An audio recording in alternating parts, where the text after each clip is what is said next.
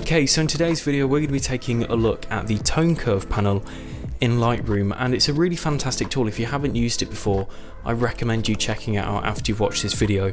So you can find the tone curve panel here in Lightroom, and it will look like something like this, or it might possibly look like this. Now if it looks like this, what you want to do is you want to click this button here, and then you get it to look like this. So I've got a picture here of Jordan from Cardiff when we went to visit there, and you'll notice that the picture's fine, it's blown out in places and whatnot.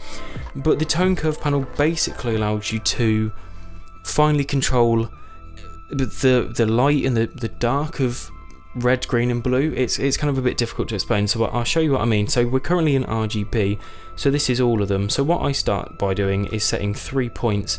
So you've got this section here, which is your shadows, this section here, which is your mids, and then this section here, which is your highlights. You can see by this here how there's a fair bit of shadow and then loads of overexposedness. It's not a great picture.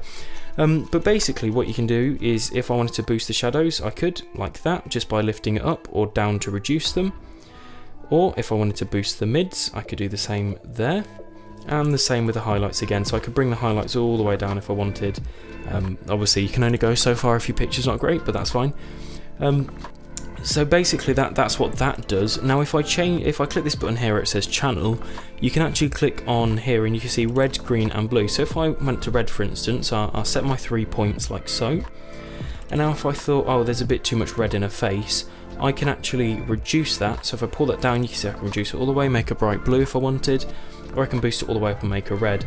So you can actually reduce some of the colours in certain places. So I can boost a little bit in the shadows if I wanted, reduce it in the mids a little bit, but not too much, like so.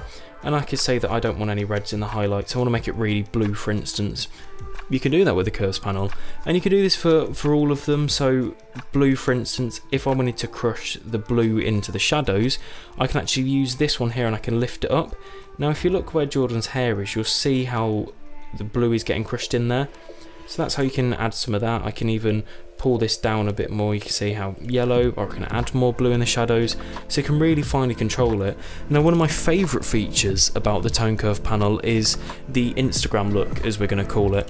So basically to get the Instagram look is you set your 3 points as normal, and then you click this one here and you click and drag it up. Now if you look at the water, you'll be able to see how it gets that kind of that Instagram faded look. So that's the way that you do it in Lightroom, is you go in the tone curve panel and you lift it up like that and you get your faded look, and what that does is it basically brings up the blacks, makes them a little bit more grey, and then gives you this type of look.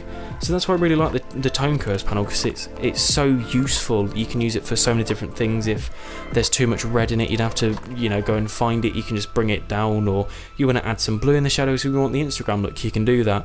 Now what I do is I actually get a picture up like this, I then fiddle around with tone curve for about an hour, and then once I like it, I save it as a preset. So once I've saved it as a preset, it means that I don't have to go through and adjust it again, so I can just load the preset on and then adjust, and it's as simple as that.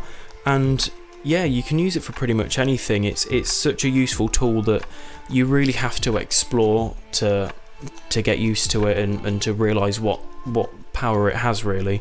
So if you're new, you can start in your basics here, which will do the same thing. But once you kind of get a little bit more advanced, you can go into your tone curve and you can see what a difference I've made there. Not great, but it's fairly good. So you can do loads of stuff with it, and especially that Instagram look, if you're really looking for that faded Instagram look, to say the hipster look almost. That's how you do it in Lightroom. So if you did enjoy this video, make sure to leave a like and hit subscribe if you haven't already. And I'll be doing one of these videos every single week. It might be on Lightroom, might be on video, could be on anything. We shall see. I shall see you in the next video. See ya.